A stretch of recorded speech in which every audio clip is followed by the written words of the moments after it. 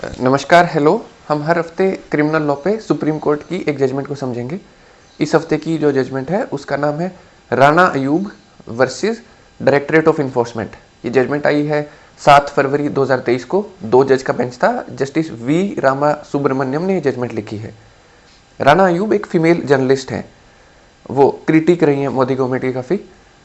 अब जर्नलिस्ट का काम होता है वैसे कि वो रिपोर्ट करें, ट्रू रिपोर्ट करें, चाहे वो गवर्नमेंट के फेवर में हो या अगेंस्ट में हो। तो एक क्रिटिक रही है काफ़ी। इनके खिलाफ prevention of money laundering act PMLA इनका एक केस हुआ है। इन्फोर्समेंट डायरेक्टरेट ने केस किया है। मनी लॉन्ड्रिंग होती है जब आप पैसे का आपका सोर्स इलीगल हो, उसको आप लीगल बनाने की कोशिश करेंगे। तो इन्फोर्समेंट डायरेक्टरेट ने इनके खिलाफ केस किया है। इन्होंने अप्रैल 2020 से सितंबर 2021 तक क्राउड फंडिंग के जरिए पैसे इकट्ठे किए हैं। एक कीटो प्लेटफॉर्म है, जब यूट्यूब पे वीडियो होती है उस पर कई बार हमें भी सामने नीचे दिखाई दे रहा होता है कि किसी भी कॉज के लिए मदद करें, तो उन्होंने कीटो प्लेटफॉर्म के जरिए उन्होंने पैसे इकट्ठे किए हैं। क्राउड फंडिंग जब आप अलग अलग लोगों से पैसे लेते हो। अब मनी लॉन्ड्रिंग क्या होता है, वो मैंने जैसे अभी बताया कि आप किस सोर्स ऑफ इनकम कुछ इलीगल हो, उसको आप लीगल तरीकों से आप उसको लीगल बनाने की कोशिश करो। तो उसके खिलाफ हमारे देश में पीएमएलए एक्ट है। अब इन्होंने पैसे इकट्ठे किए। ईडी ने इनके खिलाफ, इन्फोर्समेंट डायरेक्टरेट ईडी ने इनके खिलाफ 2.69 करोड़ रुपीस का घोटाले का केस किया है।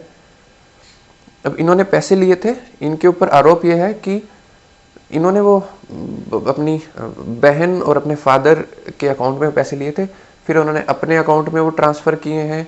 एक 50 लाख की इन्होंने एफडी करवाई है, एक 50 लाख रुपए इन्होंने अपने एक नए अकाउंट में ट्रांसफ़र कर दिए। तो ये सारा केस है। अब घटना का सिलसिला कैसे चला, क्या क्या हुआ। तो मुंबई के ईडी इन्फोर्समेंट डायरेक्टरेट ने फॉरेन एक्सचेंज एक्ट के अंदर इनके खिलाफ इंक्वायरी चलाई।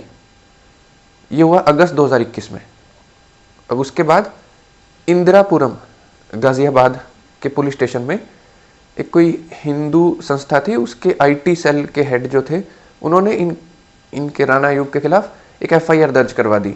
आईपीसी के सेक्शंस थे, इंफॉर्मेशन टेक्नोलॉजी के सेक्शन थे, ब्लैक मनी एक्ट के भी सेक्शन थे उसमें। तो उन्होंने एफआईआर दर्ज करवाई इंदिरापुरम गाजियाबाद में। जो ईडी ने नोटिस भेजा था वो मुंबई में था। उसके बाद मुंबई के ईडी ने FEMA act, foreign exchange management act और इनकम टैक्स एक्ट के अंदर इनको नोटिस भेजा, शो कॉज नोटिस भेजा, जिसका इन्होंने डिटेल में जवाब दिया। अब इस जवाब के आधार पर दिल्ली के इन्फोर्समेंट डायरेक्टरेट ने गाजियाबाद कोर्ट में इनके खिलाफ कंप्लेंट कर दी कि इनके खिलाफ केस चलना चाहिए।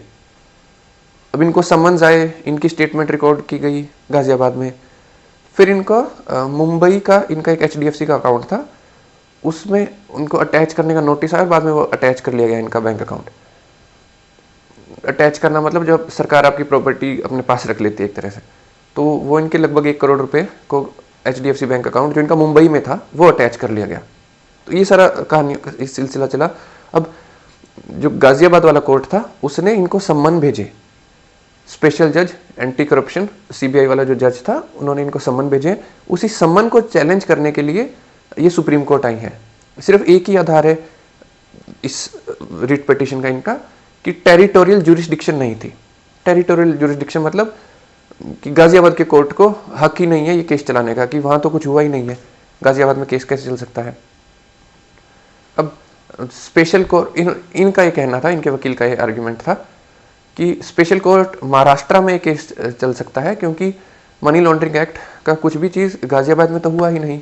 अब दूसरी साइड सरकार के वकील ने ये कहा कि मनी लॉन्ड्रिंग का केस शेड्यूल ऑफेंस को फॉलो करेगा, क्योंकि एफआईआर दर्ज वो इंदिरापुरम गाजियाबाद में हुई है, तो जो केस है मनी लॉन्ड्रिंग का वो भी वहीं पे ही होगा, गाजियाबाद में ही।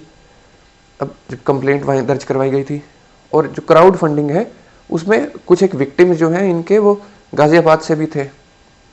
सरकार के ही वकील ने कहा कि मान लो कोई मनी लॉन्ड्रिंग का एक्ट सिंगापुर में करे या तिरुवनंतपुरम में करे, तो वो एजेंसी, जांच एजेंसी वहां जाके तो केस नहीं करने वाली। तो ये इन्होंने आर्ग्यूमेंट्स दिए। अब इनका असल में हुआ क्या था, क्या क्या चीज़ें हुई थी। तो उन्होंने अपनी सिस्टर फादर के बैंक अकाउंट में पैसे मंगवाए थे, वो इन्होंने अपने नाम भी ट्रांसफ़र किए। इनके खिलाफ ये आरोप है कि जिस काम के लिए इन्होंने पैसे लिए थे, इन्होंने 2-3 चीज़ों के लिए पैसे लिए थे कि वो स्लम डिवेलपर्स की मदद करेंगी, झुग्गी झोपड़ी वालों के, वो असम में फ्लड्स आए थे उनकी वो मदद करेंगे और किसानों की मदद करेंगे। इसके लिए उन्होंने पैसे इकट्ठे किए थे। तो ईडी का यह आरोप था कि इन्होंने पर्सनल यूज़ अपने लिए लग्जरी आइटम्स ली हैं और इन्होंने अपने अकाउंट इनकी अपने एफडी खुलवा दी है।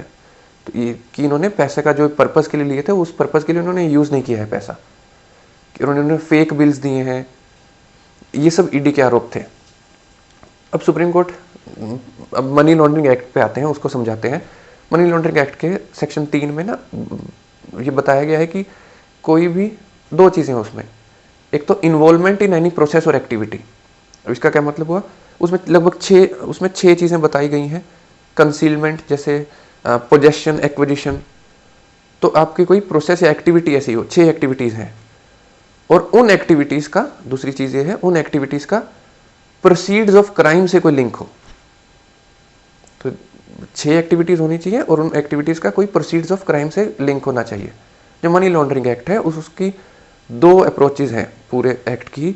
पहला तो प्रोसीड ऑफ क्राइम को उनको पकड़ना, प्रोसीड ऑफ क्राइम मतलब जो क्राइम से पैसा आया है उसको पकड़ना, और persons guilty of money laundering act इनको पकड़ना। ये पूरे मनी लॉन्ड्रिंग एक्ट की अप्रोच है। तो 6 एक्टिविटीज़ होती हैं सेक्शन 3 के अंदर, और उन एक्टिविटीज़ को प्रोसीड्स ऑफ क्राइम से अगर जुड़ा हुआ हो तो। और जो स्पेशल कोर्ट है सिर्फ वो ट्राई करेगा इनके अंदर ऑफेंसेस। और अगर कोई और ऑफेंस जो है शेड्यूल्ड ऑफेंस, वो भी उसको फॉलो करेगा जहाँ पे मनी लॉन्ड्रिंग एक्ट का केस चल रहा है। ये इसी सेक्शन में बताया, मनी लॉन्ड्रिंग एक्ट के अंदर ही बताया गया है कि अगर किसी और कोर्ट ने भी कॉग्निजेंस ले लिया है, संज्ञान ले लिया है, तो वो कोर्ट मनी लॉन्ड्रिंग एक्ट का जहाँ केस चल रहा है उसी को ही कमिट कर देगा केस। तो केस जो है वो मनी लॉन्ड्रिंग एक्ट के अंदर ही चलेगा। अगर कोई शेड्यूल ऑफेंस का भी है वो भी इसी जज के पास आ जाएगा। ये सब मनी लॉन्ड्रिंग एक्ट के अंदर बताया गया है। अब केस इस केस में क्या है, सेक्शन 5 के अंदर इनका बैंक अकाउंट अटैच कर दिया HDFC बैंक का, जिसमें लगभग 1 करोड़ रुपए थे। तो इनका ये कहना था कि केस महाराष्ट्र में चलना चाहिए क्योंकि वो बैंक अकाउंट इनका HDFC का महाराष्ट्र में है। लेकिन सुप्रीम कोर्ट ने कहा कि ना 6 तरह की एक्टिविटीज़ हैं सेक्शन 3 में बताई गई हैं। अब कितने लोगों से पैसा लिया है इन्होंने, ये इन्होंने नहीं बताया। डोनर्स की लोकेशन, कहाँ कहाँ से पैसा आया है, ये इन्होंने नहीं बताया है। तो कितने लोगों से पैसा लिया और कहाँ कहाँ से पैसा आया, ये उन्होंने रिट में नहीं बताया। इनका अकाउंट जो है वो HDFC मुंबई में ज़रूर था, लेकिन ये तो अल्टीमेट डेस्टिनेशन है जहाँ इनका पैसा पहुँचा है। यानी जो वो 6 एक्टिविटीज़ में बता रहा हूँ उनमें से तो ये हो गया एक तरह से पोजेशन उस पैसे का, कि डेस्टिनेशन जहाँ ये पैसा पहुँचा है। लेकिन इन्होंने एक्वायर वो पैसा कहाँ से किया, वो एक और एक्टिविटी हुई। अगर पैसा फिजिकल वर्ल्ड में आता, लोग उनको फिजिकली आके देते, तो ट्रेस करना फिर भी आसान था। वर्चुअल वर्ल्ड में, वर्चुअल मतलब इंटरनेट के वर्ल्ड में वो पैसा ट्रेस करना और ज़्यादा मुश्किल है। या तो शायद वो उन्हीं को पता होगा, ये सब सुप्रीम कोर्ट बोल रहा है, या तो इनको पता होगा या इनके बैंकर्स को पता होगा। तो सुप्रीम कोर्ट ने कहा कि टेरिटोरियल ज्यूरिसडिक्शन का सवाल ये एक डिस्प्यूटेड क्वेश्चन ऑफ फैक्ट है, जिसका फैसला ट्रायल कोर्ट ही कर सकता है। रिट पिटीशन के अंदर हाई कोर्ट या supreme courts disputed question of facts में नहीं जाएंगे। तो सुप्रीम कोर्ट ने कहा कि जो इनके सवाल हैं ये वाले टेरिटोरियल ज्यूरिसडिक्शन के, ये वो स्पेशल कोर्ट में जाके जिसके समन को ये चैलेंज करने के लिए आई हैं, वो वहाँ पे जाके अपने सवाल उठाएं। और तो ये कहते हुए सुप्रीम कोर्ट ने इनकी रिट पिटीशन डिसमिस की और कहा कि इनको लिबर्टी है, वहाँ जाके अपने वो सवाल उठा सकते हैं क्योंकि डिस्प्यूटेड क्वेश्चन ऑफ फैक्ट है। तो ये था पूरा केस, जिसमें राना अयूब, जो कि एक फीमेल जर्नलिस्ट हैं, सिर्फ टेरिटोरियल ज्यूरिसडिक्शन के आधार पे इन्होंने अपने समन्स को चैलेंज किया था कि गाजियाबाद में तो केस चलना ही नहीं चाहिए।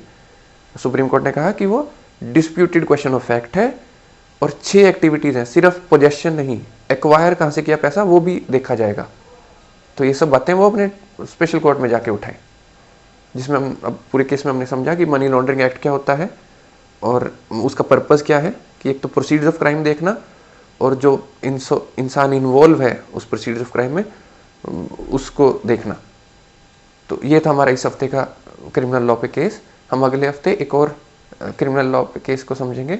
नमस्कार, धन्यवाद, थैंक यू।